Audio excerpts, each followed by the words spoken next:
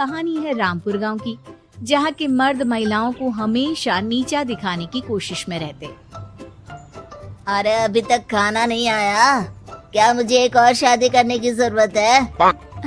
नहीं जी नहीं, ऐसा मत करना, वरना मैं कहाँ जाऊंगी। खाना लेकर मैं अभी आई जी।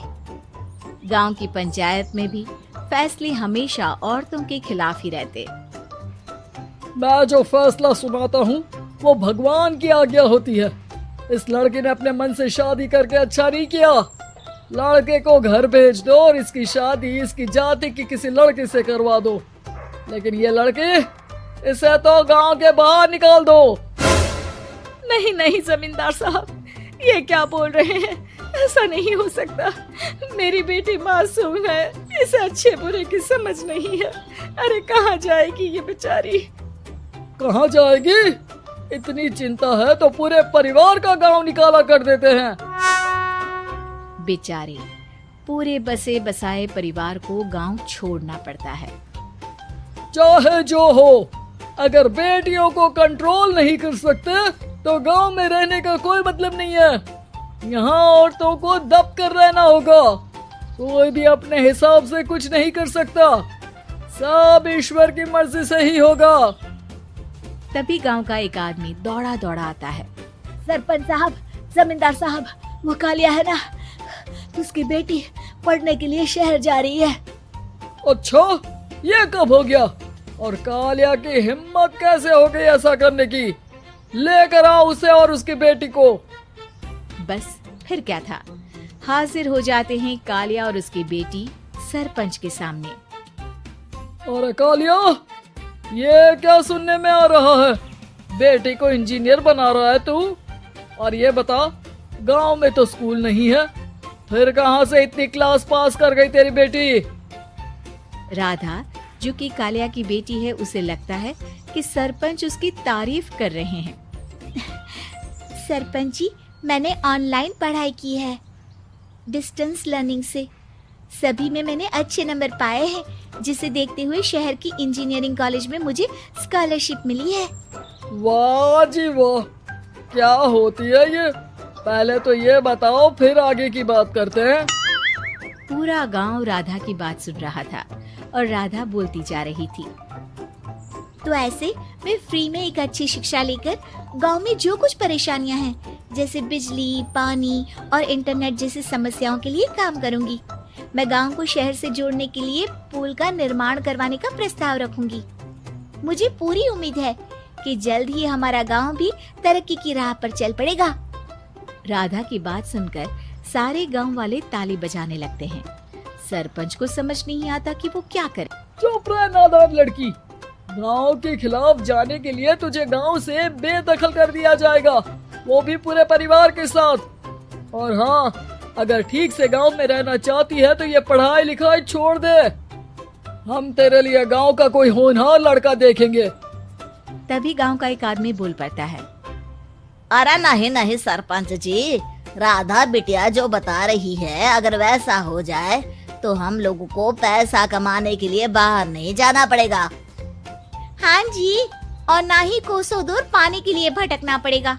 हमारे बच्चे भी अच्छी पढ़ाई कर सकेंगे और आगे बढ़ेंगे, ना कि हमारी तरह खेती करते बैठेंगे। क्यों गांव वालों, राधा बिटिया का साथ देना चाहिए ना। सरपंच देखता है कि गांव राधा के साथ है तो वो चुप हो जाता है। वो घर आकर अपने सलाहकार से बात करता है, जो बहुत ही चालाक किस्म का इंसान होता है। अरे सरपंच साहब, आपको बहुत ही होशियारी से काम लेना पड़ेगा। एक बार गांव तरक्की कर गया, यहाँ के बालक पढ़ लिए तो कोई ना पूछेगा आपको। और फिर ये जो बेटा और बेटी है ना आपके, इनको भी आम लोगों की तरह ही जीवन जीना होगा। हाँ, लेकिन करे तो क्या करे? वो ना आप मुझ पर छोड़ दीजिए, बस मैं जैसा बोलूं करते जाइए।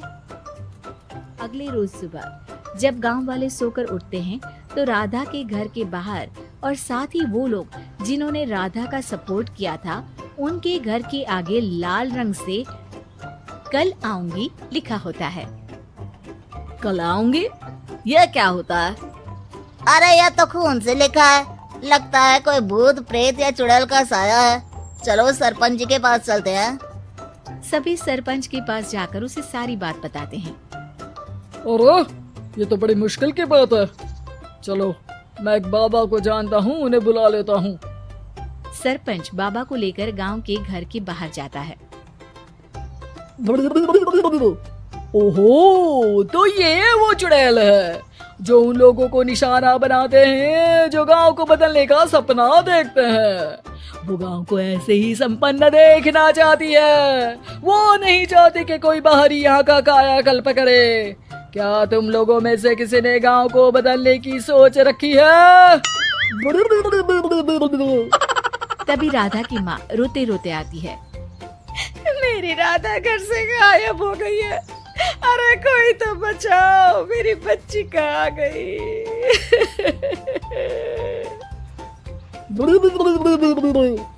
ले गई वो चुड़ैल, तेरी बच्ची को ले गई। अब वो उसे श्रापित करके छोड़ेगी, उस पर चुड़ैल का साया हो जाएगा। तभी बुरी सी हालत में राधा भी वहाँ आ जाती है। उसके बाल चुड़ैल की तरह फैले होते हैं और कपड़ों में खून लगा होता है। सभी राधा को देखकर डर जाते हैं। माँ, पता नहीं मुझे कौन उठा कर ले गया था। अरे दूर दूर हो जा चुड़ैल, अब हम लोग इस गांव में नहीं रुकेंगे। अरे कैसे बातें कर रहे हैं आप? कल तो आप मेरे भरोसे गांव का हुलिया बदलने, अपने बच्चों को पढ़ाने और तरक्की उन्नति की बात कर रहे थे, तो आज क्या हो गया आपको? ये फिर तुम लोगों को बहकाएगी। ये चुड़ैल गांव में आ चुकी है, ऐसे ही ये तुम्हारे घर के बच्चों को भी ले जाएगी। गांव वाले राधा को गांव से बाहर निकाल देते हैं। उसके माँ बाप रोते रहते हैं, लेकिन गांव वाले नहीं मानते। मैं भी अपनी बहन के साथ गांव के बाहर रहूंगा, लेकिन वो पढ़ाई नहीं छोड़ेगी। वहीं सरपंच के घर पर सलाहकार कहता है। देखा, सांप भी मर गया और लाठी भी नहीं टूटी। लेकिन अगले ही दिन सरपंच के घर के बाहर भी वही शब्द लिखे होते हैं। और फिर सरपंच की बीवी कहती है, हमारी बेटी को किसी ने अगवा कर लिया है। तभी राधा का भाई वहाँ आ जाता है। अरे गांव वालों, मैंने सरपंच जी की बेटी को देखा था। वो चुड़ैल उसे उठाकर ले जा रही थी। अरे क्या मजाक कर रहे हो? नहीं नहीं सरपंच जी, आप नहीं जानते। वो चुड़ैल अब आपकी बेटी में आ जाएगी, जैसे राधा के अंदर आ गई थी। तभी सरपंच की बेटी वैसी ही हालत में वहाँ आती है जैसे राधा आई थी। पापा, पता नहीं कैसे मैं गायब हो गई थी। चुड़ैल, इसके अंदर भी चुड़ैल का साया है, मारो इसे। अरे नहीं नहीं, इसे भी राधा के पास गांव के बाहर ही भेज दो। अरे चुप रहो, मेरी बेटी कहीं नहीं जाएगी और चुड़ैल वुड़ैल कुछ नहीं होता है। अरे कैसे बात कर रहे हो सरपंच जी? आप तो बोल रहे थे कि आपका फैसला भगवान का ज्ञान होता है, तो अपने पर बात आई तो अब आप ऐसे बोल रहे हैं। अरे ना ना ना, आपको अपनी बेटी को त्यागना ही होगा। अरे बुलाओ बाबा को। राधा का भाई बाबा को ले आता है, जिसे अब गांव वालों के डर के कारण सच बोलना पड़ता है। मैं कोई बाबा नहीं हूँ, मैं तो मोची था। ये सलाहकार महोदय ने मुझे कहा था एक्टिंग करने को। वो मुझे पैसे देने वाले हैं। अब मुझे माफ कर दो। गलती हो गई, मुझे माफ कर दो। तभी वहाँ राधा आ जाती है। देखा सरपंच जी, जब गांव के बच्चे साक्षर होंगे तो आप जैसे लोगों की चालाकी नहीं चलेगी।